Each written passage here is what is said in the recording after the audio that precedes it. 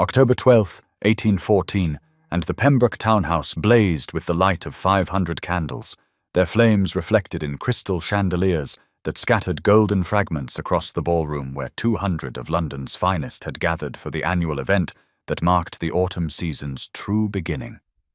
Eleanor Ashworth stood in the shadow of a marble pillar, her dove-grey dress rendering her nearly invisible against the pale stone, precisely as a paid companion ought to be. She watched the swirl of silks and satins, the peacock display of debutantes in their whites and pastels, the glitter of diamonds at throats and wrists, and felt nothing but the familiar hollowness that had become her constant companion these past 3 years. Her fingers moved unconsciously to touch the pearl earrings at her lobes, her mother's pearls, the only treasure she had salvaged from the wreckage of her father's disgrace. At 27, she had learned to expect nothing and want less, to move through ballrooms like a ghost attending to Lady Beatrice Pembroke's needs, fetching shawls and finding chairs, and pretending she could not hear the whispers that followed her like a foul wind. Even now, as she positioned herself where she might observe her employer near the fireplace, the cruel murmurs reached her ears. "That is the Ashworth girl, is it not?" Lady Sophia Carstairs was saying to her circle of admirers, her voice pitched to carry with practiced malice. Her father gambled away everything, absolutely everything, before he had the decency to die. Left her with nothing but debts and scandal. Plain little thing, too, no fortune and no face to recommend her. Eleanor kept her expression perfectly still, having long ago mastered the art of absorbing such blows without flinching. Plain she might be by the tone's exacting standards, her features too strong, her colouring too ordinary, her figure neither willowy nor voluptuous, but somewhere unremarkably between. These were facts she had accepted as she had accepted her reduced circumstances, her position fetching and carrying for an elderly widow, her future stretching ahead in an endless grey ribbon of service and solitude. Lady Beatrice caught her eye from her chair by the fire, the old woman's gaze sharp despite her 70 years, and Eleanor moved to adjust the shawl around her employer's shoulders, grateful for the purpose that pulled her away from Lady Sophia's poisonous orbit. The musicians struck up a quadrille, and the ballroom floor filled with dancers, their movements precise and joyful, and Eleanor watched from her station as she had watched 100 such scenes, a spectator to a life she would never live. Then a footman appeared at the ballroom entrance, his voice cutting through the music and chatter with an announcement that sent a visible ripple through the assembled guests. His Grace, the Duke of Thornhill. The room fell into stunned silence, for the Iron Duke never attended balls, never danced, never deigned to grace society with his formidable presence. Yet here he was, arriving at the Pembroke ball, and Eleanor felt something stir in her chest that she had thought long dead, something dangerously close to curiosity. He stood in the entrance as if he owned not merely the doorway, but the very air within the ballroom. And perhaps he did, for Frederick Ravenscroft, Duke of Thornhill, possessed the kind of presence that bent the world around him like light around a dark star. Eleanor watched from her station by the marble pillar as he surveyed the assembled guests with eyes the colour of winter ice, his black evening attire severe against the festive splendour surrounding him,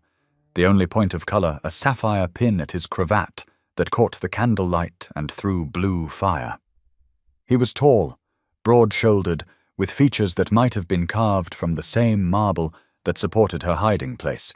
and his expression suggested that he found the entirety of the Pembroke ball wanting. The whispers had already begun their frantic circulation through the room, speculation about why the Iron Duke had deigned to appear at an event he had famously scorned for the 7 years since his father's death, and his assumption of the title. "He never dances," someone murmured near Eleanor's position, "never shows interest in anyone. They say he is as cold as the grave." Eleanor studied him with the detachment of one who had long ago learned to observe rather than participate, noting the tension in his jaw, the way his gaze moved systematically across the room as though searching for something or someone specific. There was intelligence in that assessment, she realized, and something else beneath the aristocratic hauteur, something that flickered too quickly to name before his expression shuttered once more into impenetrable frost. Then his eyes found hers across the expanse of dancing couples and glittering jewels, and Eleanor felt the impact like a physical blow to her chest. She had looked at him as she looked at everything in these ballrooms, with the analytical attention of an outsider cataloguing a foreign species, but she had not expected him to look back.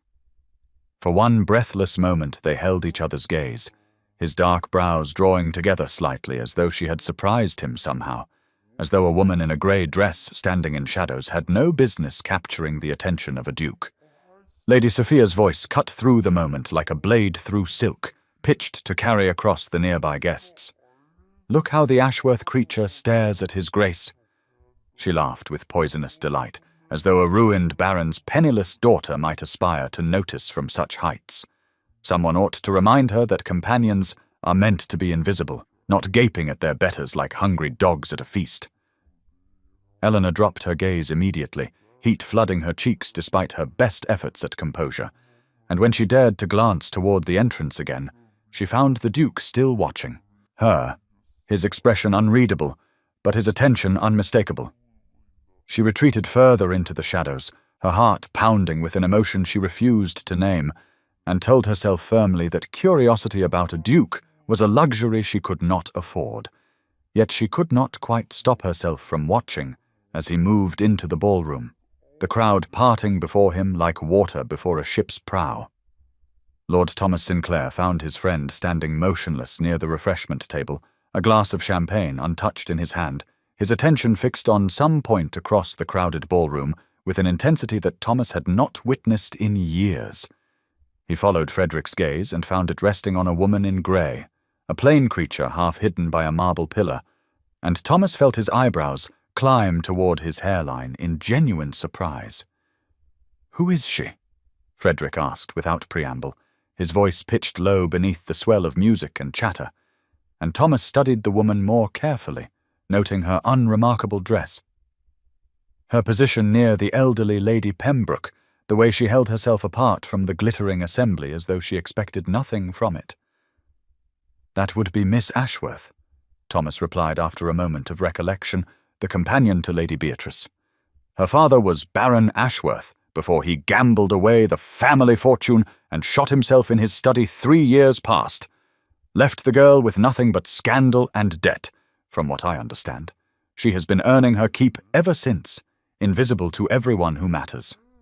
Frederick's jaw tightened almost imperceptibly at this recitation, and Thomas watched with growing fascination as his friend continued to observe the young woman with an attention he had not shown any living creature since the dark days following the old Duke's disgrace. "She did not simper," Frederick said quietly, almost to himself.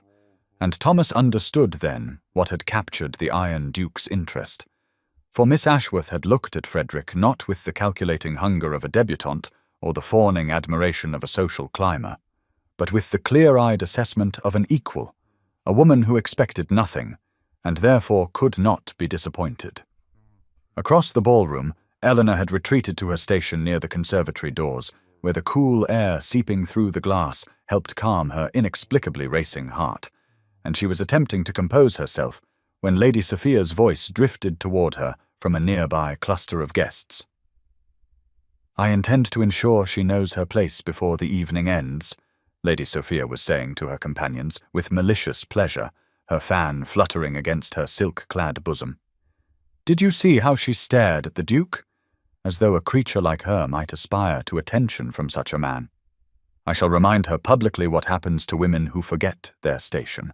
and by morning all of London will know that Eleanor Ashworth is not merely poor and plain, but presumptuous as well." Eleanor's hands trembled slightly at her sides, but she kept her expression carefully blank, having learned long ago that any reaction would only feed Lady Sophia's cruelty. Outside the conservatory windows, lightning flickered on the horizon, and the first drops of rain began to strike the glass like tears falling from a darkening sky. She squared her shoulders against the coming storm, both the one gathering outside and the one she could feel building within the ballroom, and told herself that she had survived worse. that words could not wound her if she did not permit them entry. The announcement of supper rippled through the ballroom like a stone cast into still water, and Eleanor felt her stomach tighten with familiar dread as she moved to Lady Beatrice's side, offering her arm to help her employer rise from the chair near the fire where she had been holding court with several equally venerable dowagers.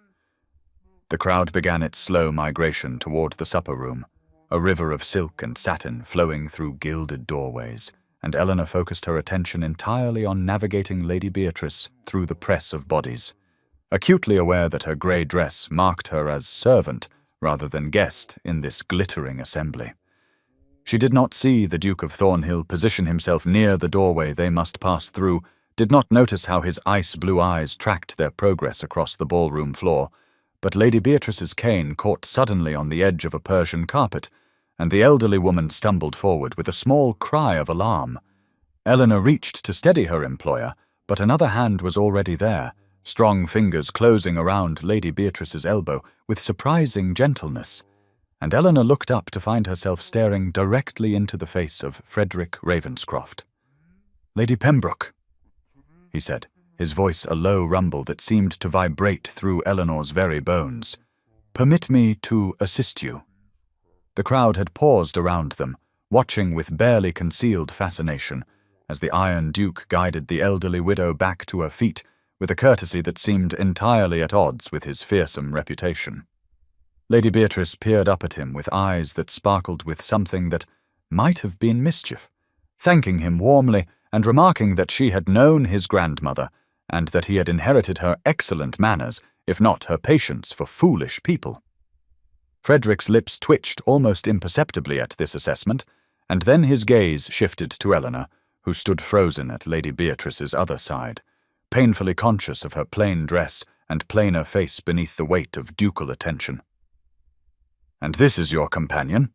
he said, his tone making it a statement rather than a question. "The woman who reads to you from the novels you pretend to disapprove of?" Lady Beatrice laughed with genuine delight at this observation, confirming that Miss Ashworth was indeed invaluable and possessed the rare gift of making even the dullest sermons sound interesting, though she could not imagine how His Grace knew of their private reading habits. Eleanor felt heat rising to her cheeks as Frederick's eyes remained fixed upon her face, studying her with that same analytical intensity she had observed earlier, and propriety demanded she speak, though every instinct urged her toward silence. "Your Grace flatters us both," she heard herself say, her voice steadier than she had expected, though I suspect Lady Beatrice's novels require no assistance from me to be entertaining. His eyebrow rose fractionally at her words, and across the room Lady Sophia Carstairs watched the exchange with narrowing eyes, her fan snapping closed with an audible click as rain hammered against the windows like applause for a drama only beginning to unfold. And now's the time to stop and subscribe to our channel. If you enjoyed this video, don't forget to like it and drop a comment telling us where you're watching from. It's always amazing to see how far these tales travel across the world. Now let's continue. The supper room glowed with the warm light of countless candles reflected in crystal and silver, and Eleanor found herself seated at Lady Beatrice's table in a position that should have rendered her invisible, tucked into a corner where companions traditionally disappeared into the wallpaper while their employers dined with their social equals. She had not expected the Duke of Thornhill to claim the chair directly across from her, had not anticipated the way his presence would transform the intimate table into a stage upon which she felt terrifyingly exposed, and she kept her eyes fixed upon her plate as the first course was served, determined to remember her place, even if he seemed intent on forgetting it. Lady Beatrice was speaking to Lord Ashworth about the weather, that eternal refuge of English conversation, but Frederick's attention remained fixed upon Eleanor, with an intensity that made the fine hairs at the back of her neck prickle with awareness. "You mentioned novels earlier, Miss Ashworth," he said, his deep voice cutting through the ambient chatter of the supper room, "and I find myself curious whether your reading extends to poetry as well." Eleanor's fingers tightened around her fork as she forced herself to meet his gaze, finding in those ice-blue depths something that looked almost like genuine interest rather than the mockery she had expected.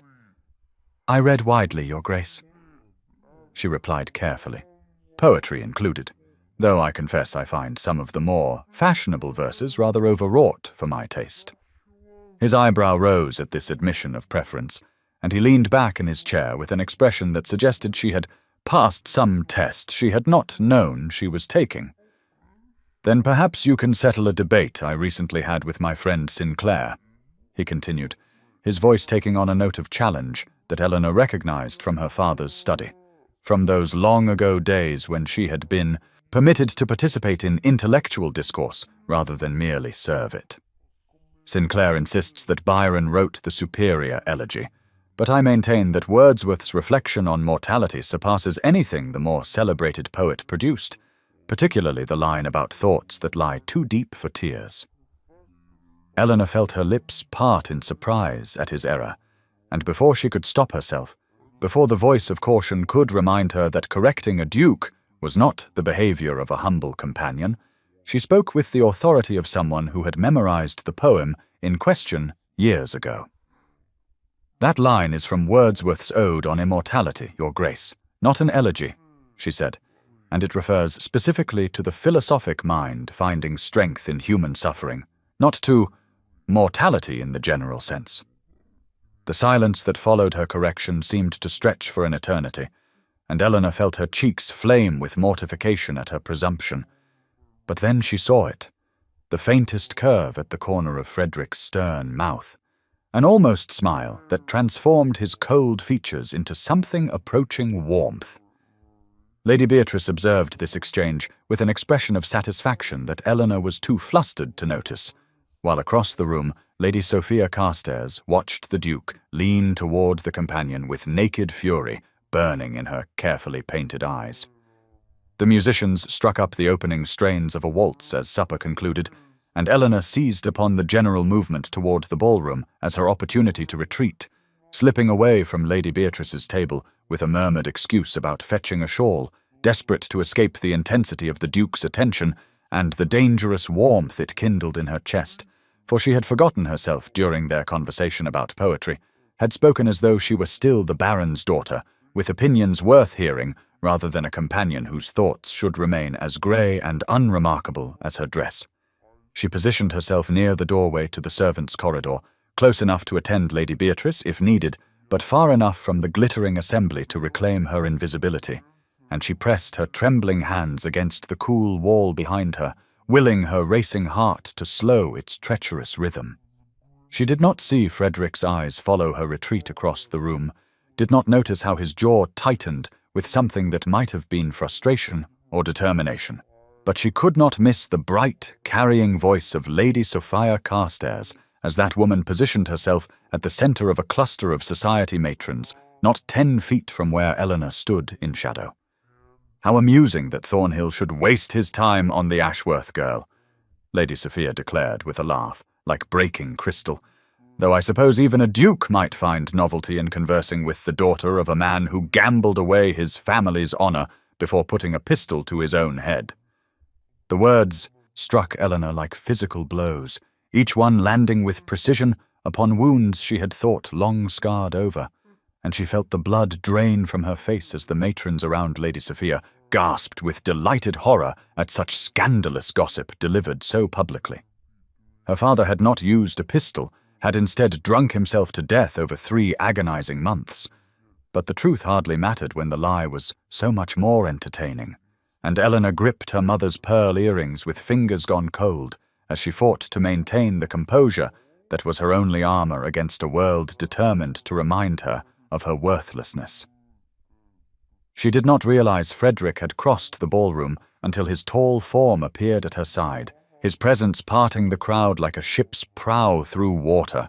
and she looked up at him with eyes bright with unshed tears she refused to let fall, certain he had come to distance himself from the contamination of her disgrace.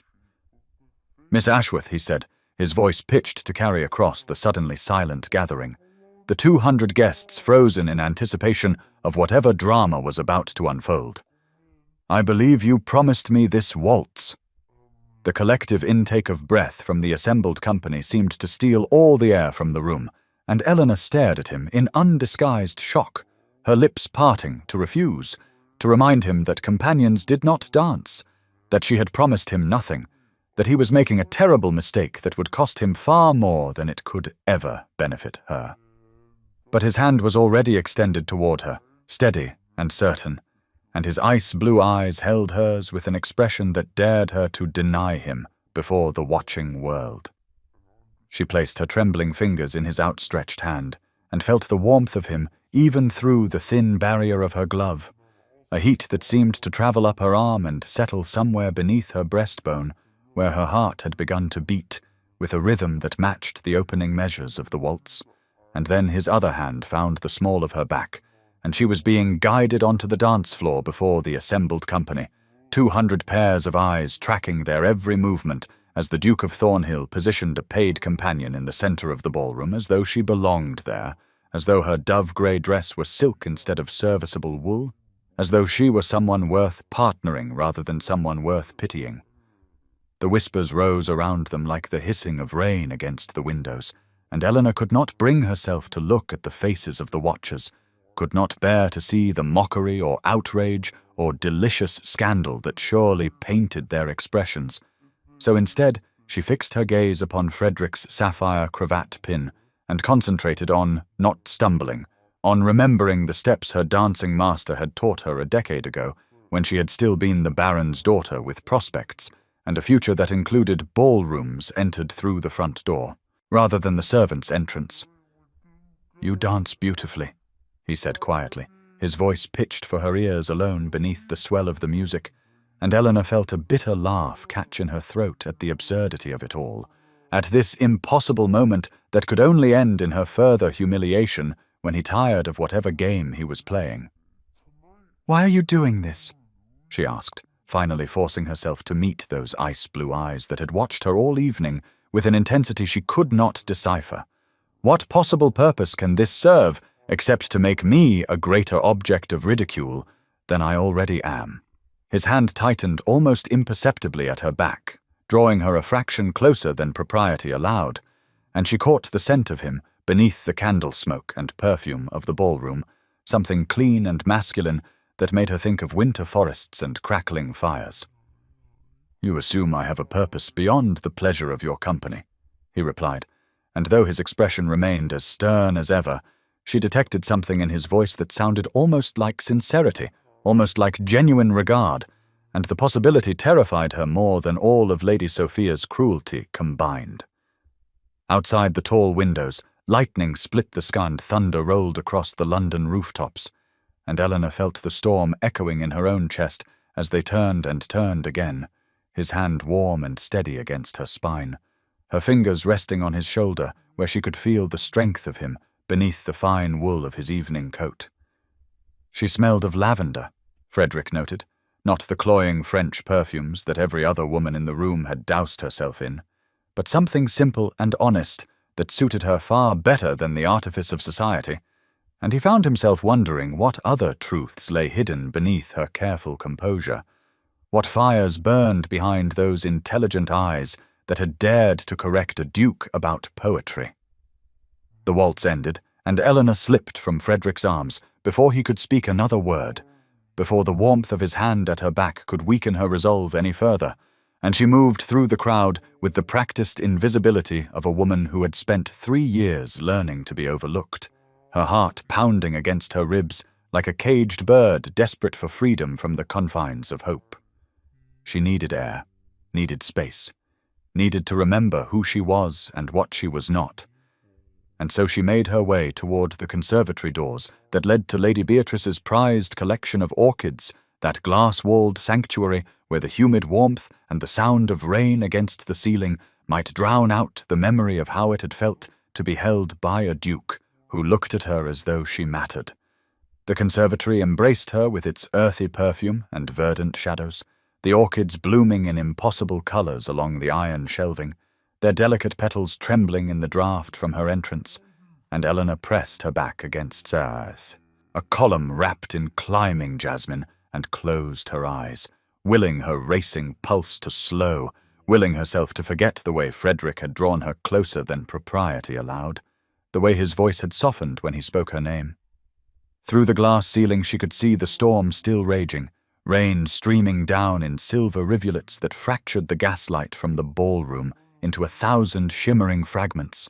and she touched her mother's pearl earrings as though they might anchor her to the reality of her situation, remind her that companions did not dance with dukes except as objects of sport or charity. She did not hear the conservatory door open behind her, did not realize she was no longer alone until Lady Sophia Carstairs' voice cut through the humid air like a blade through silk. "Did you truly believe he meant any of it?" Lady Sophia demanded, her beautiful face twisted with a fury that transformed her classical features into something ugly and sharp. "Did you truly imagine that the Duke of Thornhill would lower himself to court a penniless companion with nothing to recommend her but the scandal of her father's name?"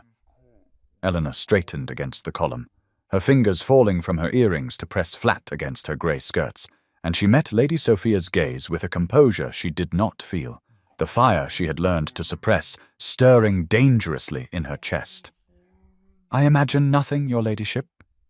Eleanor replied, her voice steady despite the trembling of her hands. "I am fully aware of my position and my circumstances." "Then you will understand," Lady Sophia continued, advancing until they stood mere feet apart among the orchids, "that your performance tonight has made you an object of ridicule rather than romance, and that the Duke will thank me when I explain how thoroughly you have embarrassed yourself by presuming to accept his invitation." Eleanor felt the old familiar weight of humiliation pressing down upon her shoulders, but beneath it something new was kindling, something hot and bright that refused to be extinguished by another woman's cruelty, and she lifted her chin with a defiance that surprised them both. "I will not pretend to be anything other than what I am," Eleanor said, her voice low but steady as steel beneath velvet. "And if dancing with a duke who asked me properly constitutes presumption, then society's definitions of propriety have become even more absurd than I remembered from my girlhood." Lady Sophia's eyes widened at this unprecedented defiance from a creature she had always dismissed as beneath her notice, and her beautiful mouth twisted into something cruel and cold as she stepped closer still, her silk skirts rustling against the terracotta pots that lined the conservatory floor. "You forget yourself entirely," Lady Sophia hissed, "and you forget that I have the power to destroy not only your pitiful reputation, but that of your employer as well, for Lady Beatrice has shown remarkably poor judgment in allowing her companion to make a spectacle of herself, and society will wonder what other lapses in decorum occur within this household." The threat struck Eleanor like a blow, not for her own sake, but for the kind elderly widow who had given her shelter when no one else would, who had treated her with dignity when the rest of the world saw only her father's shame. And for a moment her resolve wavered as the weight of consequences pressed down upon her shoulders. But then she thought of Frederick's hand warm against her back, of his voice pitched low for her ears alone, of the way he had looked at her as though she were worth seeing, and something fierce and bright kindled in her chest that refused to be extinguished by threats or intimidation. "I will not apologize for accepting an invitation from a gentleman," Eleanor said, "and I will not kneel to your cruelty simply because you believe your birth entitles you to my submission." Lady Sophia's face flushed crimson with fury, and she opened her mouth to deliver what would surely have been a devastating retort. But before the words could escape her lips, a voice spoke from the shadows near the conservatory entrance, cold and cutting as a winter wind across the moors. "I believe," the Duke of Thornhill said as he stepped into the gaslight, his expression thunderous and his ice-blue eyes fixed upon Lady Sophia with an intensity that made even that formidable woman take an involuntary step backward, "that Miss Ashworth has made her position admirably clear." The distant chime of the ballroom clock began to toll midnight, each stroke echoing through the glass-walled sanctuary like the pronouncement of judgment, and Eleanor watched as Frederick moved to stand beside her, his presence solid and warm against the chill that Lady Sophia's threats had wrapped around her heart. Lady Sophia recovered herself with visible effort, her chin lifting in defiance, even as uncertainty flickered behind her carefully painted eyes. "Your Grace," she began, but Frederick silenced her with a single raised hand, and Eleanor saw in his face something she had never witnessed in their brief acquaintance, a fury so profound and so controlled that it seemed more dangerous than any explosion of temper could have been. "You will return to the ballroom," Frederick said, his voice perfectly level and perfectly terrifying, "and you will wait there while I determine how best to address this situation." Lady Sophia's face paled at the Duke's command, but she gathered her skirts and swept past them both with what dignity she could muster, her silk gown rustling against the conservatory floor as she retreated toward the ballroom, and Frederick watched her go with eyes that promised consequences,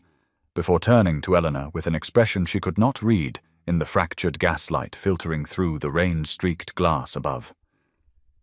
"You should not have defended me," Eleanor whispered, her voice barely audible above the storm still raging against the conservatory ceiling. "She will make you pay for this. She will turn society against you for championing someone so far beneath your notice." Frederick's jaw tightened, and he stepped closer, close enough that she could smell sandalwood and rain on his evening coat, close enough that she had to tilt her chin upward to meet his gaze, and what she saw there made her breath catch in her throat, like a bird trapped against window glass. "I have never cared what society thinks of me," he said, his voice low and rough with an emotion she dared not name, "and I will not begin caring now simply because a spiteful woman believes cruelty is her birthright." The midnight bells continued their solemn count, as Frederick took Eleanor's elbow and guided her toward the conservatory doors, and she realized with dawning horror that he meant to return her to the ballroom, to face the 200 guests who had witnessed her dance with a duke and would now witness whatever reckoning Lady Sophia had prepared. The ballroom fell silent as they emerged from the conservatory, every face turning toward them like flowers toward an unexpected sun, and Eleanor could see Lady Sophia standing at the center of the marble floor, surrounded by her allies, her beautiful features arranged in an expression of wounded virtue that made Eleanor's stomach clench with dread. Frederick released Eleanor's elbow and strode forward into that sea of watching eyes, his bearing every inch the Iron Duke, as he positioned himself between Eleanor and the woman who sought her destruction, and when he spoke his voice carried to every corner of the vast room with the cold clarity of winter ice. "Miss Ashworth," Frederick said, turning to face Eleanor with an expression that made her heart stutter, and then stop entirely in her chest. "Lady Sophia believes you have presumed above your station, and demands satisfaction for the offense of dancing with me." Eleanor felt the blood drain from her face as she understood what was happening, felt the world tilt beneath her feet as Frederick continued in that terrible, measured voice, and she gripped her grey skirts with fingers gone numb from shock. "She believes you should kneel before her and beg forgiveness for your presumption?" Frederick continued, and the gasps that rippled through the assembled guests sounded like the death knell of every fragile hope Eleanor had allowed herself to feel during their waltz. "Kneel, Miss Ashworth."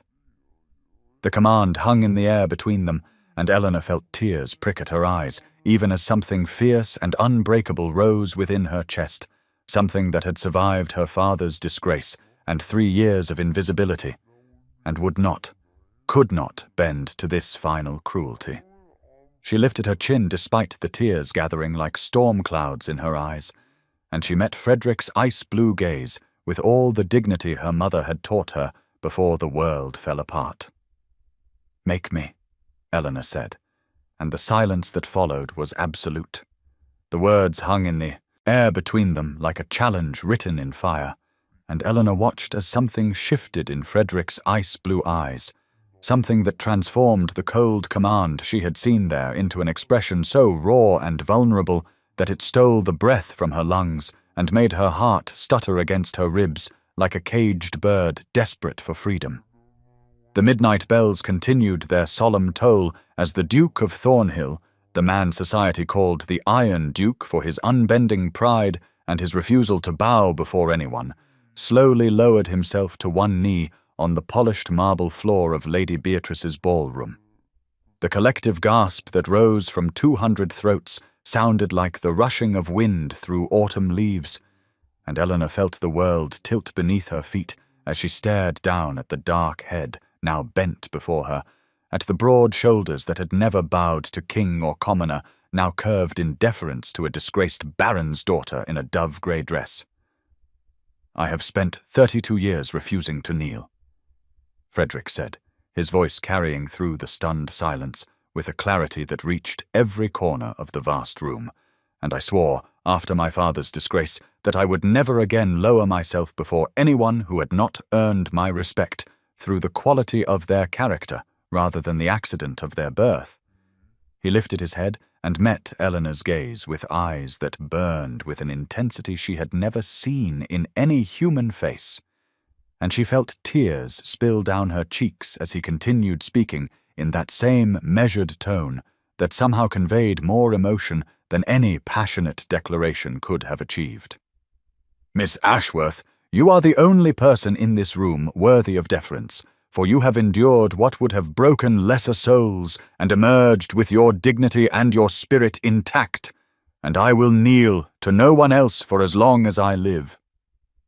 Lady Sophia's face had gone white as chalk, her carefully constructed scheme crumbling around her as society's gaze shifted from the spectacle of Eleanor's supposed humiliation to the far more fascinating tableau of the most powerful duke in England kneeling before a paid companion. Lady Beatrice's quiet laugh broke the silence like a stone dropped into still water, and Eleanor saw her elderly employer leaning on her cane with an expression of profound satisfaction that suggested this outcome had not entirely surprised her. The whispers began then, spreading through the ballroom like ripples across a pond, but Eleanor could not hear them over the rushing of blood in her ears, as Frederick reached up and took her trembling hand in his fingers warm and steady against her cold skin. "Rise," she whispered, her voice cracking on the word. "Please rise. You should not kneel to anyone, least of all to me." Frederick's almost smile transformed his austere features into something approaching tenderness as he pressed his lips to her knuckles, and when he spoke again, his voice was pitched low for her ears alone. "I kneel only to you," he said, "and I will spend whatever time you grant me proving that you deserve far more than society has allowed you to believe." The first pale light of dawn crept through the windows of Pembroke House on the morning of October the 13th, 1814, painting the silk wallpaper in shades of pearl and rose as Eleanor sat motionless in the chair where she had collapsed hours earlier, still wearing the dove-grey dress that had somehow become the most talked-about garment in London overnight, her mother's pearl earrings cool against her neck as she stared at nothing and tried to make sense of a world that had tilted so completely on its axis that she no longer recognized the shape of her own life. She had not slept, could not sleep, for every time she closed her eyes, she saw Frederick Ravenscroft kneeling on that marble floor, heard his voice declaring her worthy of deference before 200 witnesses who had spent years treating her as though she were invisible,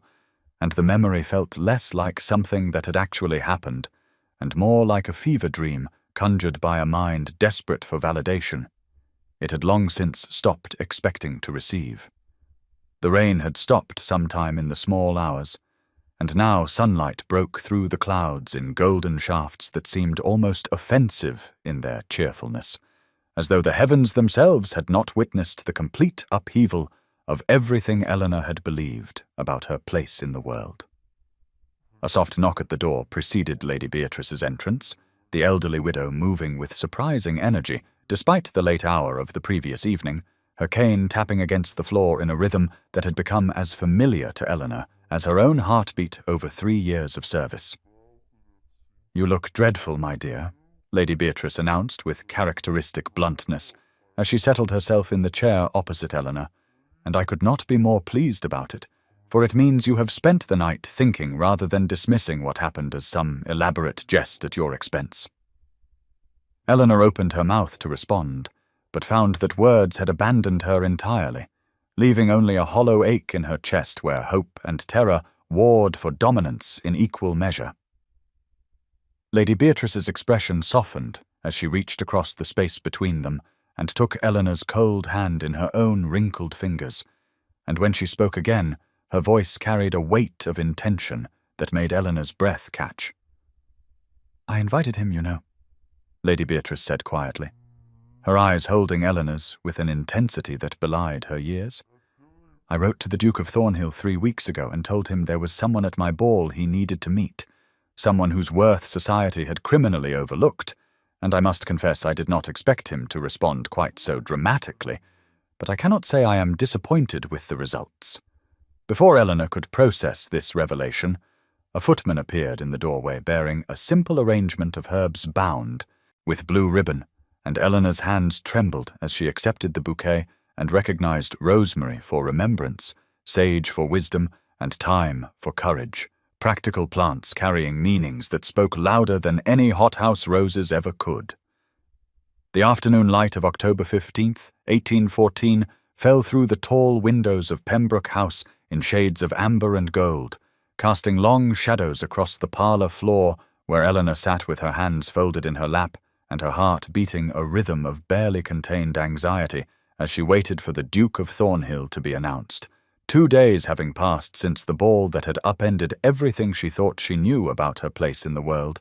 2 days during which Lady Sophia Carstairs had apparently been spreading whispers that Frederick's dramatic gesture had been nothing more than a cruel jest designed to raise Eleanor's hopes before dashing them publicly.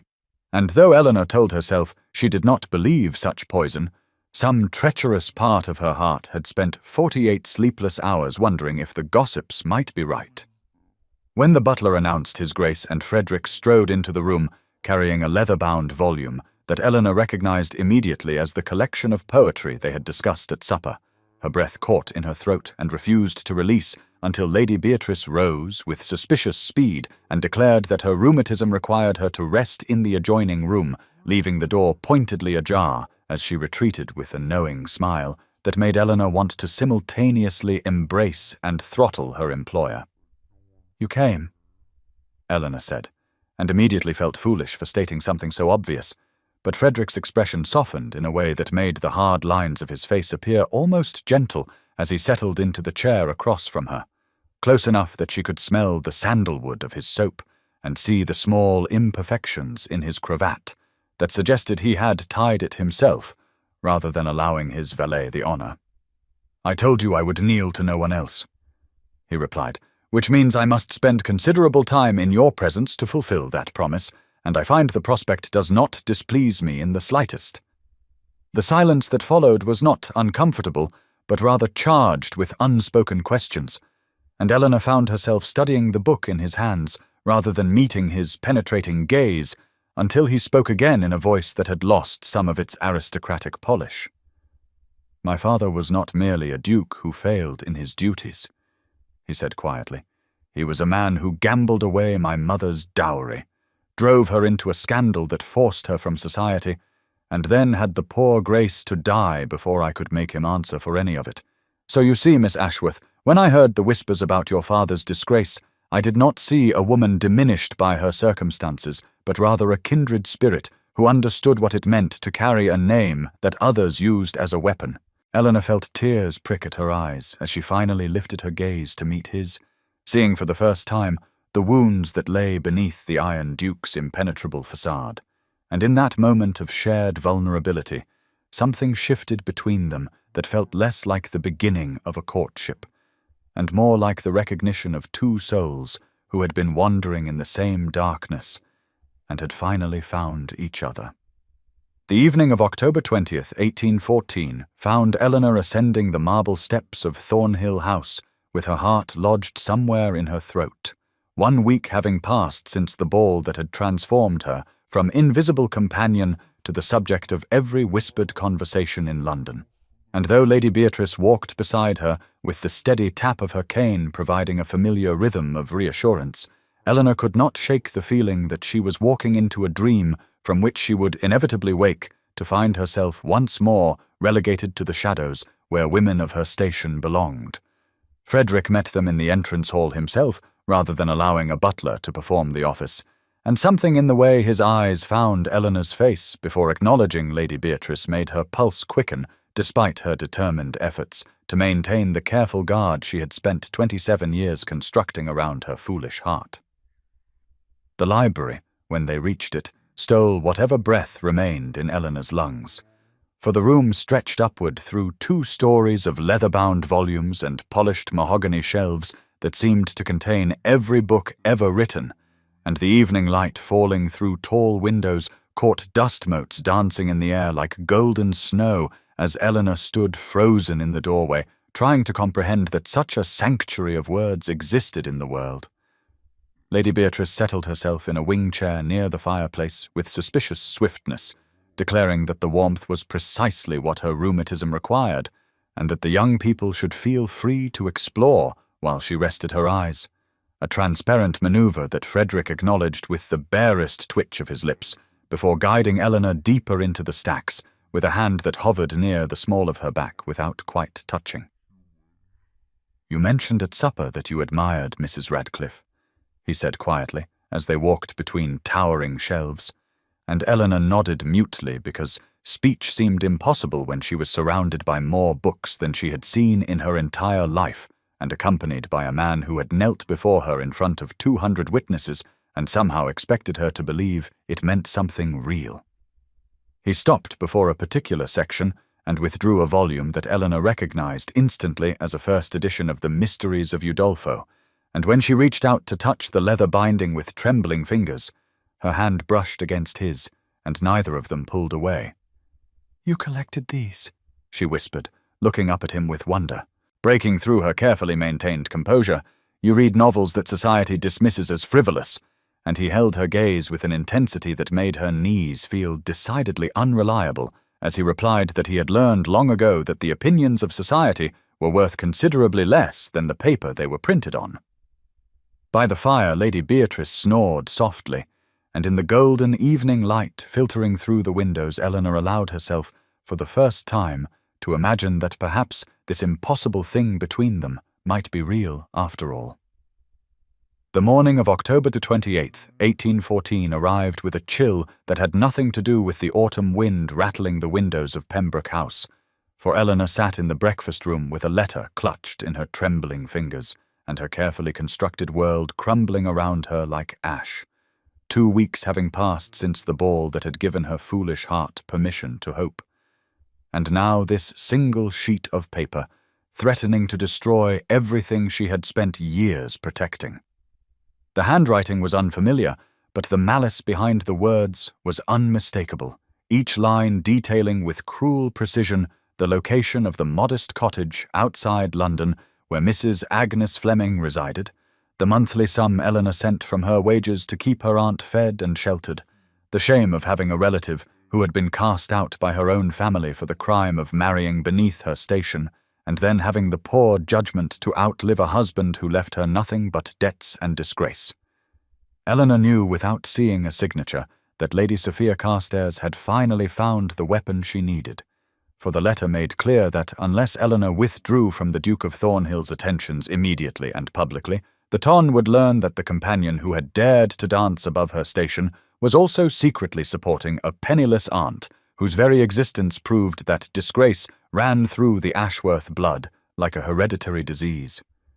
Her hands would not stop shaking no matter how firmly she pressed them against the table, and she did not hear Frederick's arrival until his voice cut through her spiraling panic with a sharpness that made her jump and scatter the letter's pages across the floor. "You look as though you have seen a ghost," he said from the doorway where he stood, with concern already darkening his features, and Eleanor scrambled to gather the damning papers before he could read them, but her fingers were clumsy with fear, and he was faster than she expected, crossing the room in 3 long strides to kneel beside her chair and capture both her hands in his before she could retrieve the evidence of her deception. "Tell me," he commanded in a voice that brooked no argument, and Eleanor felt something crack inside her chest, because she had known from the beginning that this impossible dream would end, and here at last was the instrument of its destruction, not society's whispers or Lady Sophia's schemes, but the simple truth that she had been lying to him since the moment they met, hiding the aunt whose existence she funded with every penny she could spare, the aunt who was her only family and her greatest shame, and the reason she could never truly be worthy of a duke, no matter how many times he knelt before her in crowded ballrooms. Frederick's eyes searched her face with an intensity that made her want to weep, and she knew that whatever answer she gave in this moment would determine whether the fragile hope growing between them would survive or wither into nothing more than a cautionary tale whispered at future balls about companions who forgot their place. The afternoon of November 1st, 1814, brought with it a confrontation that Eleanor had spent 3 days dreading, for Frederick had returned to Pembroke House with the letter she had dropped clutched in his hand, and a determination in his eyes that told her he would not leave until she had surrendered every secret she had spent years burying beneath the careful facade of the dutiful companion. And when Lady Beatrice quietly excused herself with a meaningful look that suggested she had known far more than Eleanor realized all along, the drawing-room suddenly felt too small to contain the enormity of what was about to unfold between them. "You have been sending money to someone outside London," Frederick said without preamble, his voice carrying that edge of command that reminded her he was a duke, accustomed to answers when he demanded them, and Eleanor felt the last remnants of her careful walls begin to crumble as she stood before him with her hands clasped so tightly her knuckles had gone white and her heart pounding against her ribs like a trapped bird desperate for escape. She told him everything then, the words pouring out in a flood she could not have stemmed even if she had wanted to, about her Aunt Agnes who had married a country doctor against her family's wishes and been cast out for the crime of following her heart, about how her aunt had taken Eleanor in after her father's death when no one else would acknowledge the gambler's daughter, about the modest cottage and the monthly payments that consumed nearly every penny of her wages and left her with nothing but the grey dresses of a companion and her mother's pearl earrings as her only possessions in the world. She expected disgust or dismissal, or at the very least the cool withdrawal of a man who had discovered the woman he had championed was even more beneath him than society believed. But instead, Frederick's expression shifted into something she had never seen before, a raw vulnerability that stripped away the Iron Duke entirely and left only a man who understood shame in ways she was only beginning to comprehend. "My mother," he said quietly,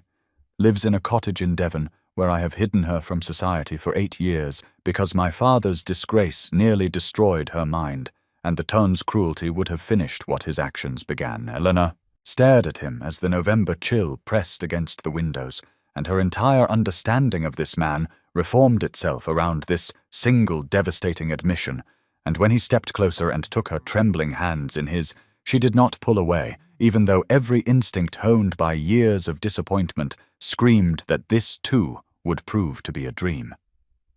"Let me help your aunt," he said, and Eleanor's refusal came swift and sharp, because she would not be anyone's charity, would not add debt to the impossible weight already pressing upon whatever fragile thing grew between them,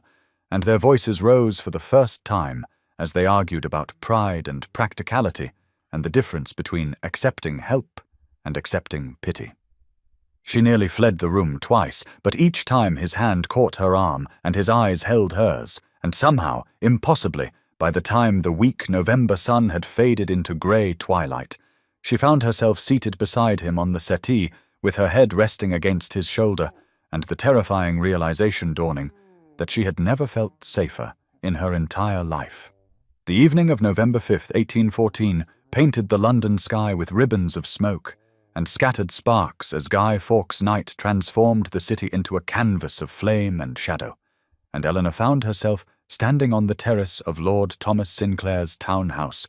with her heart beating so loudly she was certain Frederick could hear it over the distant crackle of bonfires and the explosive bursts of fireworks blooming like dangerous flowers against the darkness. For he had arranged this invitation with the careful precision she had come to recognize as his way of caring, ensuring that Lady Beatrice was comfortably settled indoors with warm blankets and mulled wine, while somehow maneuvering Eleanor to this secluded corner where the noise of celebration provided a strange sort of privacy that no ballroom or drawing-room had ever offered them. The cold November air bit at her cheeks, but she barely noticed because Frederick stood close enough that she could feel the warmth radiating from his body through the wool of his greatcoat, and when a particularly brilliant burst of golden light exploded overhead, she looked up to find him watching, not the spectacle, but her face, his expression stripped of the aristocratic mask he wore, like armor, and replaced with something so tender it made her breath catch in her throat. "I have been thinking about your aunt," he said quietly, his voice nearly lost beneath the boom of another firework. And Eleanor tensed, because she had hoped that after their argument, 4 days prior, he might have let the matter rest. But she should have known better than to expect the Iron Duke to abandon any position once he had committed to it. She opened her mouth to refuse again, to insist that she would not accept charity, but his next words stopped her protest before it could form, because he said, "After we are married, she could live in the dower house at Thornhill, close enough to visit daily but with her own household and her own dignity," and Eleanor's entire world seemed to tilt sideways as the implications of that single word crashed over her like a wave. He had not asked her yet, had not knelt again or made any formal declaration, but he spoke of marriage as though it were as inevitable as sunrise, as though the question was not whether but simply when, and something that had been clenched tight inside her chest for 27 years began slowly, painfully, to unfurl. The fireworks painted his features in alternating gold and shadow as she stared at him, searching for any sign of doubt or hesitation, and finding none. And when his hand found hers in the darkness, and his fingers interlaced with her own, through their gloves in the first touch either of them had initiated deliberately, Eleanor felt tears prick at her eyes that had nothing to do with the smoke drifting across the terrace. She did not say yes, because he had not truly asked, but she did not pull her hand away either, and when the grand finale erupted across the sky in cascading waterfalls of light, and the crowd below cheered with abandon, Eleanor allowed herself for the first time to imagine a future where hope was not foolishness and love was not a luxury reserved for women who had never learned the cruel arithmetic of survival. The morning of November the 10th, 1814, dawned cold and grey with frost clinging to the edges of Lady Beatrice's garden windows, and Eleanor had risen early to walk among the dormant flower beds, because sleep had become an elusive companion ever since Guy Fawkes' night, when Frederick's hand had held hers beneath cascading fireworks, and his casual mention of marriage had rewritten every assumption she had ever made about her own future. But she should have known that hope was a dangerous thing, because Lady Sophia Carstairs had not finished her campaign of destruction, and the trap that had been laid with such careful precision sprung the moment Eleanor rounded the corner of the hedge maze and found Lord George Harcourt blocking her path with a smile that made her blood run cold. She turned to flee, but he was faster than his portly frame suggested, his fingers closing around her wrist with bruising force as he yanked her toward him and hissed that Lady Sophia had promised him a grateful widow's fortune if he could ruin the companion who had stolen the Duke's attention, and Eleanor fought with every ounce of strength her years of quiet dignity had never required her to summon, her free hand clawing at his face even as his other arm wrapped around her waist, and his mouth sought hers with alcohol-soured breath that made her stomach heave. The scream that tore from her throat seemed to echo across the entire garden, but Harcourt only laughed and told her that no one would believe a disgraced baron's daughter over a viscount's son, and Eleanor felt the fabric of her sleeve tear as she wrenched away from him with desperate fury, stumbling backward into the frozen rose bushes just as a shadow fell across them both, and she heard a sound that would haunt her dreams for years to come.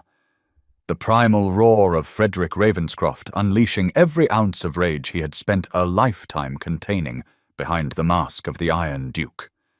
He did not speak or warn or demand explanation. He simply moved with the lethal grace of a man who had clearly learned to fight in places far less civilized than London ballrooms, his fist connecting with Harcourt's jaw in a crack that sent the Viscount's son sprawling across the frost-hardened ground.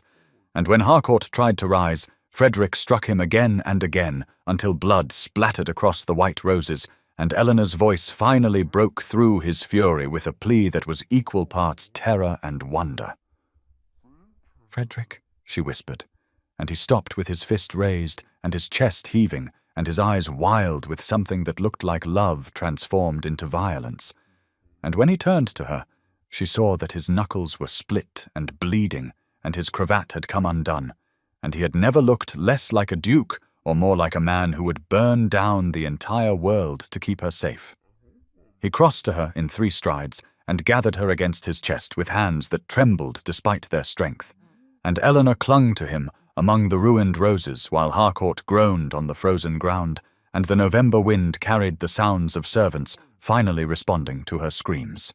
The afternoon of November 10th, 1814, found Eleanor seated in Lady Beatrice's private sitting room with her hands trembling in her lap, and Frederick kneeling before her for the 2nd time in their acquaintance, though this time the gesture held none of the dramatic defiance of that midnight ballroom moment, and everything of a tenderness that made her chest ache with emotions she had spent 27 years learning to suppress, for he had refused to leave her side after the garden attack, and had carried her inside despite her protests that she could walk perfectly well, and now he was attempting with clumsy determination to mend her torn sleeve, using a needle and thread that Lady Beatrice's maid had provided before being firmly dismissed from the room.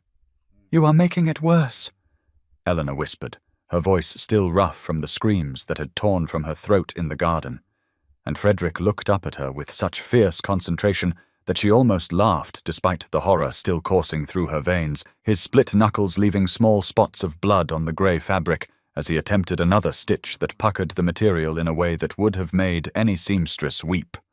"I am a duke," he muttered with an irritation that seemed directed entirely at himself. "I have commanded soldiers and managed estates and negotiated treaties, but apparently I cannot master a simple needle." And Eleanor found her own hands reaching out to still his, turning them over to examine the damage Harcourt's face had inflicted on his aristocratic fingers, the bruises already darkening to purple, and the skin split across 3 knuckles in a way that must have caused him considerable pain, though he had shown no sign of it. "Let me tend these," she said softly, and something in her tone made him go very still as she retrieved the basin of water Lady Beatrice had ordered brought up, dipping a clean cloth into the liquid and beginning to clean the wounds with gentle strokes that made his breath catch audibly in the quiet room. Lady Beatrice chose that moment to enter with her cane tapping against the floor and an expression of grim satisfaction on her weathered face, announcing that Lady Sophia Carstairs would never set foot in this house again, and that she had sent word to 7 of the most influential hostesses in London, detailing exactly what role Lady Sophia had played in arranging the attack on an innocent woman, and Eleanor felt tears prick at her eyes because she had never had anyone fight for her before, had never known what it felt like to have champions willing to destroy reputations and bloody their hands in her defense. Frederick's uninjured hand rose to cup her cheek, and she leaned into his touch without thinking.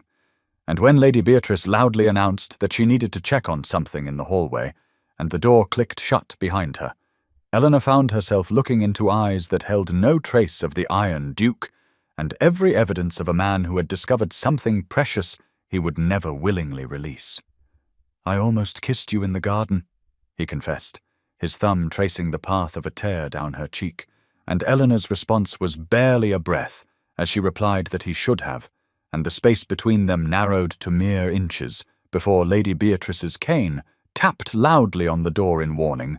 and they sprang apart like guilty children. The evening of November 15th, 1814, brought Eleanor to a modest cottage on the outskirts of Richmond, where climbing roses had long since surrendered their blooms to November's chill, but still clung to the whitewashed walls with thorny determination, and as Frederick helped her down from the carriage, she felt her heart hammering against her ribs because she understood what it meant that he was bringing her here, to the woman he had hidden from society for over a decade, the mother whose existence he had revealed to Eleanor in whispered confessions during their weeks of growing intimacy. The door opened before they reached it, and Eleanor found herself face to face with a woman whose silver hair was swept back in an elegant chignon and whose eyes held the same striking grey as her son's.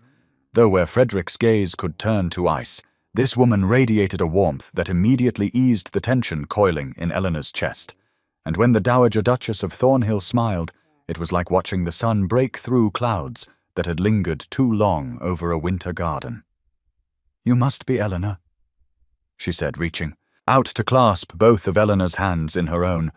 "And Frederick has told me everything, which means I already love you for the way you have transformed my son from the cold creature he forced himself to become into someone who speaks of poetry and fireworks, and a woman who corrected his quotation of Wordsworth at a supper table." And Eleanor felt tears prick at her eyes, because no one had ever welcomed her with such unconditional acceptance, not since her own mother had died and left her with nothing but pearl earrings and memories of what it felt like to be treasured. The cottage interior was modest but comfortable, filled with books and needlework and the warm scent of baking bread. And Eleanor noticed immediately that fresh flowers sat in a vase by the window despite the season, hothouse blooms that must have cost a fortune, and spoke of a son's devotion that defied the harsh mask he showed the world. Frederick watched Eleanor move through his mother's home with an expression she had never seen on his face before, something vulnerable and hopeful and terrified all at once. And when his mother excused herself to check on tea, Eleanor turned to find him standing very close with his healing knuckles flexing at his sides as if he were restraining himself from reaching for her. "Your aunt will arrive tomorrow," he said quietly. "I hope you can forgive me for arranging it without your permission, but I could not bear another day of knowing she lived in uncertainty, when there is room here, and my mother has been lonely for so long." And Eleanor's breath caught because he had not only provided for her Aunt Agnes, but had given his own mother a companion, weaving their broken families together with a generosity that destroyed every remaining wall around her heart. She reached up to touch his face, and he closed his eyes at the contact. And when his mother returned with the tea tray, she found them standing in the fading November light with their foreheads pressed together and their hands intertwined. And she simply smiled and began to pour as if she had always known her son would one day bring home a woman worthy of the love he had buried so deep. The morning of November 20th, 1814 dawned crisp and golden over Richmond, and Eleanor found herself walking through the frost-touched garden of the cottage that had become more of a home to her in 5 short days than any place she had known since childhood. With Aunt Agnes on one arm and the Dowager Duchess on the other, these 2 women who had been strangers a week ago, now chattering like lifelong friends about the proper cultivation of winter roses and the best receipt for ginger biscuits. And Eleanor felt something loosen in her chest that she had not even realized she had been holding tight for all the years since her father's disgrace had stripped away not just fortune, but the simple comfort of belonging somewhere with people who wanted her there. Frederick had ridden out at dawn to attend to estate business in London, pressing a kiss to her knuckles before he left that had made both older women exchange knowing glances, and Eleanor had spent the morning marveling at how naturally her aunt had settled into the sunny bedroom overlooking the garden, how the colour had already returned to her cheeks after years of anxious poverty, how she laughed now with an ease that Eleanor had feared was lost forever to the grinding worry of uncertain survival. The Dowager Duchess, whom Eleanor had been instructed to call Margaret, though the intimacy still felt presumptuous, had taken Agnes under her wing with the enthusiasm of a woman too long starved for companionship, and together they had already begun planning improvements to the cottage garden and debating the merits of various embroidery patterns and sharing the quiet confidences of women who understood what it meant to be set aside by a world that valued status over substance. Eleanor excused herself after luncheon to walk alone through the orchard behind the cottage, needing a moment to absorb the magnitude of how her life had transformed in barely 6 weeks, from invisible companion expected to fade into wallpaper to a woman who had been knelt to by a duke before 200 witnesses, who had been fought for and tended to and brought into the innermost circle of a man who had shown the world nothing but ice for over a decade. The sound of hoofbeats on the lane made her turn, and her heart stuttered at the sight of Frederick riding toward the cottage far earlier than expected, his dark coat stark against the pale November sky, and his face wearing an expression of barely contained anticipation that made her breath catch in her throat. He dismounted before the horse had fully stopped, tossing the reins to a startled groom and striding toward her with a purpose that sent her pulse racing, and when he reached her, he simply stood for a moment, looking down at her with those grey eyes that had once seemed so cold and now held a warmth that threatened to undo every remaining defense she possessed. "I could not stay away," he said simply, and Eleanor felt the last wall around her heart crumble to dust as she reached up to touch his face and whispered that she was glad,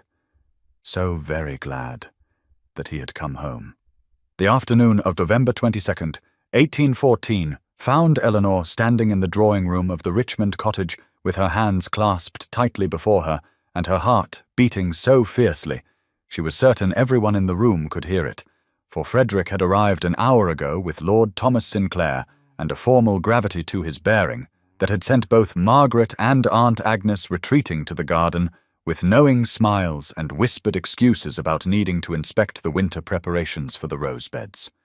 The fire crackled softly in the grate, and pale autumn sunlight streamed through the windows to cast golden patterns across the worn but comfortable carpet, and Eleanor found herself cataloguing every detail of this moment as if she could press it between the pages of her memory like a flower to be preserved forever, the way the light caught the sapphire pin at Frederick's throat, the same pin he had worn the night of the ball when he had first looked at her across a crowded room and seen something no one else had bothered to notice. Thomas cleared his throat and murmured something about checking on the horses before slipping from the room with the discretion of a man who understood that his presence was no longer required. And then Eleanor was alone with Frederick in a way they had never quite been before, without chaperones dozing by fires or older women finding transparent excuses to busy themselves nearby. He crossed the room to stand before her, with that purposeful stride she had come to know so well, and when he took her hands in his, she felt the slight roughness of his healing knuckles against her palms, the physical evidence of how fiercely he had defended her honour against Lord Harcourt's schemes. "I have spent 6 weeks trying to find the words," he said quietly, his grey eyes holding hers with an intensity that made her breath catch, "and every speech I composed felt inadequate to express what you have become to me. This woman who corrected my poetry and refused to kneel and taught me that the heart I thought had frozen beyond recovery still had the capacity to feel things I believed I would never experience." Eleanor felt tears gathering, but refused to let them fall. Not yet.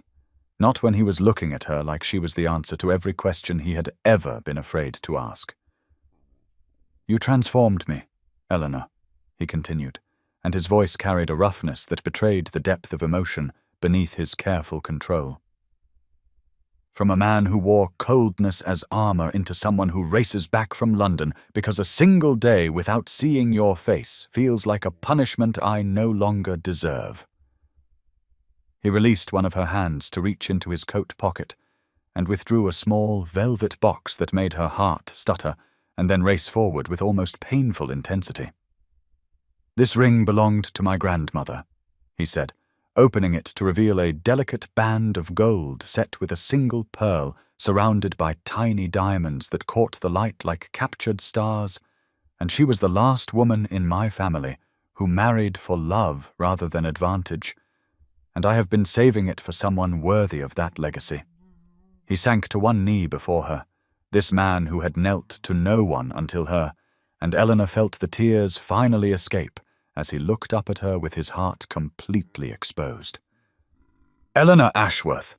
he said, "will you do me the extraordinary honour of becoming my wife and allowing me to spend the rest of my days proving that I see you, all of you, and find you magnificent beyond measure?" The word yes escaped Eleanor's lips before she had even fully registered the question, a single syllable that contained within it every hope she had suppressed and every dream she had forbidden herself to imagine during the long years of invisible servitude, and Frederick's face transformed in a way she would carry in her memory forever, as the careful mask of the Iron Duke crumbled completely to reveal a joy so pure and unguarded that she felt her own tears falling freely now, without shame or restraint. He rose from his knee and slid the ring onto her finger with hands that trembled slightly, this man who commanded rooms with a glance and had brought society's cruelest gossip to her knees through the simple act of kneeling himself, and Eleanor marveled at the way the pearl caught the afternoon light, as if it had been waiting all these years for exactly this moment, on exactly this hand. Then his arms were around her, and she was pressed against his chest, hearing the rapid thunder of his heart that matched her own. And when he tilted her chin up and looked at her with a question in his grey eyes, she answered by rising on her toes to close the distance between them herself, claiming the kiss she had been denied in the garden when violence had interrupted tenderness. His lips were warm and gentle at first, almost reverent, as if she were something precious that might shatter at too firm a touch.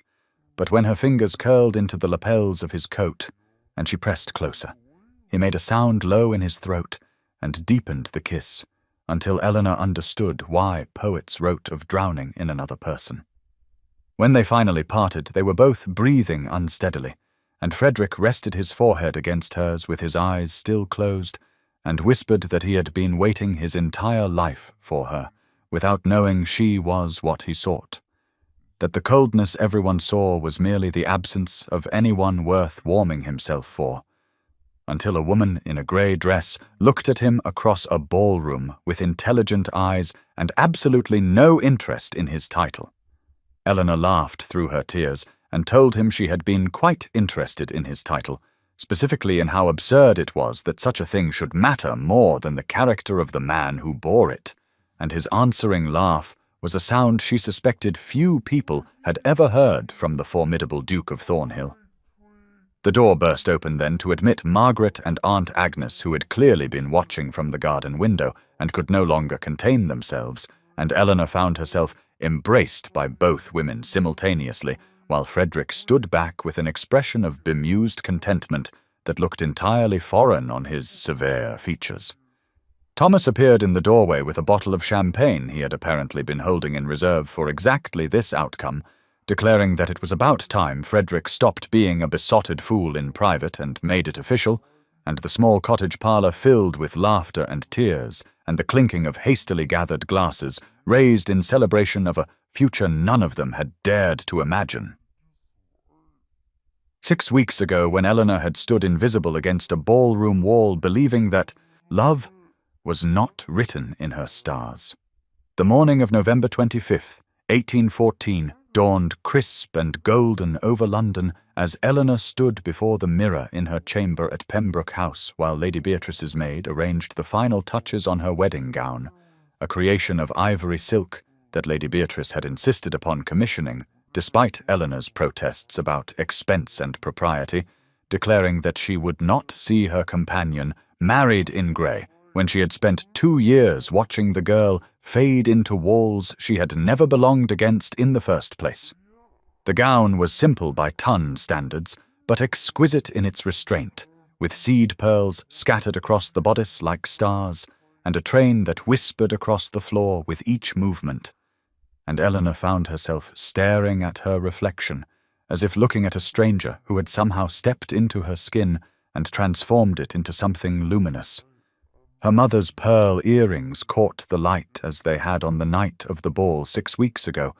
but now they seemed to glow with a warmth that matched the impossible joy building in Eleanor's chest as she contemplated the journey from that ballroom wall where she had stood invisible to this moment, where she would walk down an aisle toward a man who had knelt before all of society to declare her worthy. Lady Beatrice appeared in the doorway with tears already gathering in her sharp old eyes, and declared that she had never seen a more beautiful bride. And when Eleanor tried to thank her for everything, the older woman waved away the words with her cane and announced that thanks were unnecessary when one had simply recognized quality that the rest of the world was too blind to notice. The carriage ride to the church passed in a blur of autumn sunlight and falling leaves, and Eleanor clutched the bouquet of rosemary and lavender that Frederick had sent that morning with a note containing only the words "from resignation to forever," and she pressed those words against her heart like a talisman against the lingering whisper of doubt that suggested she might wake at any moment to find this had all been an elaborate dream conjured by a lonely woman who had read too many novels.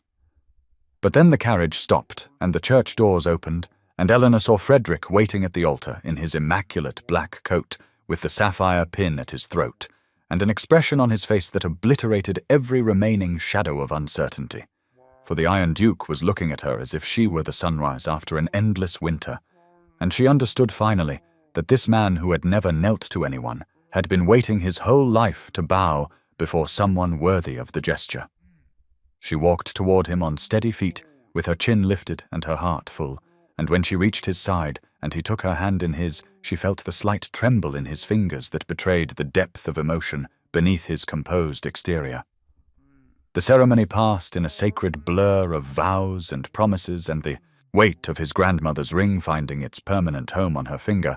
and when the minister pronounced them husband and wife, Frederick kissed her with a tenderness that made the gathered congregation release a collective sigh before he pulled back and whispered against her lips that she had made him the happiest man in England, and he intended to spend every remaining day proving himself worthy of the gift she had given him by simply being herself. The wedding breakfast at Thornhill House unfolded in a golden haze of champagne and laughter as Eleanor moved through the grand rooms on Frederick's arm, marveling at how the same society that had whispered behind fans about her grey dress and disgraced name now competed for her attention with smiles that ranged from genuinely warm to transparently calculating. And she found she could distinguish between them now with an ease born of 7 weeks spent watching Frederick navigate these treacherous waters with the quiet assurance of a man who had long since ceased caring what any of them thought. Lady Beatrice held court near the fireplace with Aunt Agnes at her side, the two elderly women having formed an unlikely friendship built on sharp tongues and sharper observations about the guests who paraded past them seeking favour with the new Duchess of Thornhill, and Eleanor caught her former employer's eye across the room and received a wink so subtle that anyone watching would have missed it entirely. Frederick's mother, Margaret, had emerged from her quiet exile to attend the breakfast, resplendent in lavender silk that brought colour to cheeks too long pale from isolation, and Eleanor watched her new husband guide his mother through introductions with a protective tenderness that made her heart ache with love for this man who had built walls around his vulnerability only to tear them down for the women he cherished. Thomas raised yet another toast, his voice carrying easily over the crowd as he declared that he had known Frederick for 15 years and never once seen him smile until a certain companion in a grey dress had looked at him without a trace of the simpering adoration he had spent his adult life avoiding. And the laughter that followed was genuine and warm in a way that surprised Eleanor, until she realized that many of these people had been waiting for the Iron Duke to thaw and were genuinely pleased to witness the transformation. As afternoon light slanted through the tall windows, and guests began to depart with promises to call and invitations to events that Eleanor would now attend as a duchess rather than a shadow, Frederick drew her away from the crowd into a small study off the main hall where the noise faded to a distant murmur, and they were finally blessedly alone for the first time since becoming husband and wife. He cupped her face in his hands and looked at her with an intensity that stole her breath, telling her that he had spent the entire breakfast watching her shine, and wondering how he had ever existed in the cold darkness before she had illuminated his world with her wit and her courage and her stubborn refusal to kneel before anyone who had not earned her respect. Eleanor rose on her toes to kiss him softly and whispered against his lips that she had spent years believing herself invisible and unworthy, that she had resigned herself to a life of grey dresses and shadowed corners, and that she would spend whatever years remained to her proving worthy of the man who had seen her true self when she had forgotten it existed. Frederick pulled her closer and rested his chin atop her head as the sounds of departure echoed through the house, promising her that their life together would be filled with books and debates and laughter, that her aunt and his mother would want for nothing, that any children they might have would grow up knowing their worth came from their character rather than their circumstances, and Eleanor felt the last frozen place in her heart finally thaw as she leaned into his embrace and allowed herself to believe fully and completely in a future she had never dared to imagine. The seasons turned with gentle grace as Eleanor settled into her new life at Thornhill House, and by the time spring arrived in 1815, she had transformed the cold grandeur of the ducal residence into something warmer and more welcoming, filling rooms that had stood empty for years with books and laughter and the quiet bustle of a household that had finally found its heart. Aunt Agnes had taken up residence in a sunny suite of rooms overlooking the garden, her health improving remarkably under the care of physicians Frederick had engaged without fanfare or expectation of gratitude, and Eleanor often found her aunt and Margaret taking tea together in the conservatory, where orchids now bloomed in profusion, two women who had known Exel finding solace in each other's company, and in the knowledge that their years of isolation had finally ended. Frederick proved himself daily in ways both grand and small. From the library he had expanded to include every author Eleanor had ever mentioned admiring, to the way he learned to soften his commanding presence when entering a room where she sat reading, announcing himself with a gentle clearing of his throat rather than the imposing silence that had once heralded his arrivals. Lady Beatrice visited often, her sharp eyes cataloguing every evidence of happiness with undisguised satisfaction. And during one such visit in April, she confided to Eleanor that she had known from the moment she hired her, 3 years ago, that she was destined for something greater than fetching shawls and deflecting the advances of fortune hunters like Lord Harcourt, who had quietly departed England for the continent after the scandal of his attempted compromise had made him unwelcome in polite society. Thomas became a regular fixture at their dinner table, his easy humour drawing rare laughter from Frederick and providing Eleanor with stories of her husband's youth that revealed the warm heart he had buried beneath years of aristocratic reserve, and she treasured each tale like the precious gift it was, piecing together the portrait of the boy who had become the man she loved. As summer approached and the days lengthened into golden evenings, perfect for walking the grounds of Thornhill, Eleanor began to suspect that their family might soon expand, a suspicion confirmed by the physician in June, as Frederick held her hand with an expression of such profound wonder that she understood finally that the Iron Duke had melted entirely, leaving only a man who had found everything he never knew he needed in a companion wearing a grey dress who had refused to kneel. She thought often of that night at the Pembroke ball, of the girl she had been standing invisible against the wall believing herself unworthy of notice, and she marvelled at the journey that had brought her from resignation to this place of profound contentment,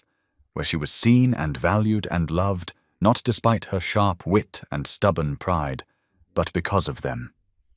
The ton had long since ceased whispering about the unconventional Duchess, and had instead begun watching her with something approaching admiration, as she used her position to advocate quietly for others who had been overlooked and dismissed, understanding intimately what it meant to be invisible, and determined that her elevation would illuminate rather than obscure those still standing in shadows waiting to be truly seen for the first time. The child arrived in January of 1816, a daughter with her father's dark eyes and her mother's stubborn chin, and Eleanor held the small, warm weight of her in arms that trembled with exhaustion and wonder as Frederick sat beside the bed looking at them both, with an expression of such profound reverence that she understood finally why he had knelt before her on that ballroom floor 15 months ago, for this was what he had seen even then, this future of warmth and family and love that had seemed impossible to a woman in a grey dress who had believed herself unworthy of notice.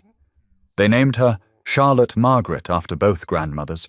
and the christening at Thornhill Chapel drew guests who had once whispered behind fans about the disgraced baron's daughter, and now competed for the honour of holding the new heiress.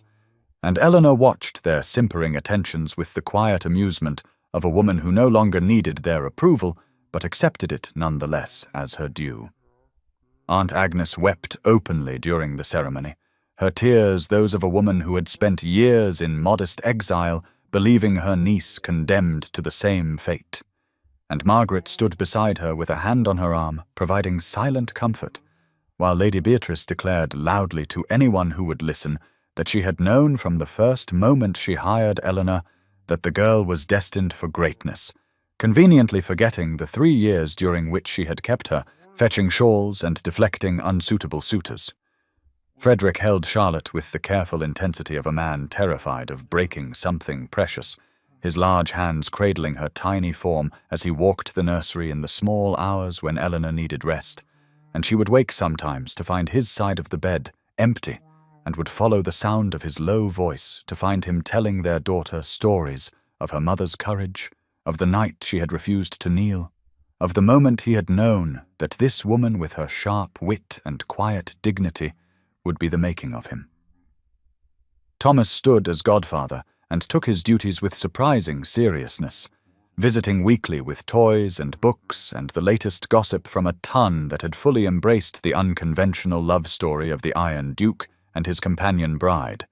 and Eleanor noted with satisfaction that Lady Sophia Carstairs had retreated entirely from society following the exposure of her schemes, her cruelty finally rewarded with the isolation she had so often inflicted on others. As spring returned, and Charlotte grew from a sleeping bundle into a curious infant who reached for her mother's pearls with grasping fingers, Eleanor sat in the garden at Thornhill, surrounded by the people she loved, and thought of the girl she had been standing invisible against a ballroom wall, believing herself destined for a life of shadows and service. And she marveled at the distance traveled from resignation to this place of profound belonging, where her worth was recognized daily in the eyes of a husband who had built his walls only to tear them down for her, in the warmth of family restored, in the future stretching before her, filled with possibilities she had never dared to imagine when she was merely a companion in grey waiting to be seen.